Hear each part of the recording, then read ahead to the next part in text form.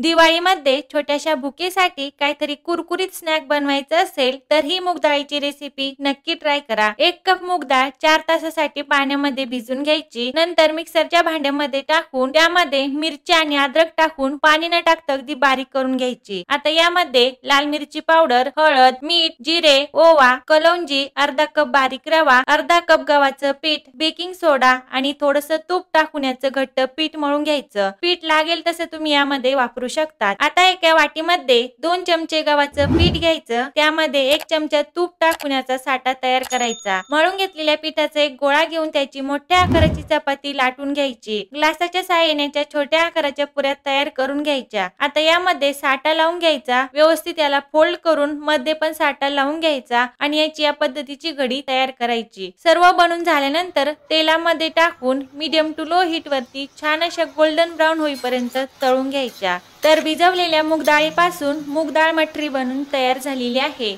आणि दिवाळीमध्ये as a snack म्हणून तुम्ही ही मटरी बनवून ठेवू शकता। 10 ते 12 दिवस आरामशीर टिकते, चहा सोबत खायला एक नंबर लागते। तर दिवाळीमध्ये तुम्ही पण नक्की करून बघा आणि असेच नवनवीन व्हिडिओ पाहण्यासाठी चॅनेलला लगेच सबस्क्राइब करा।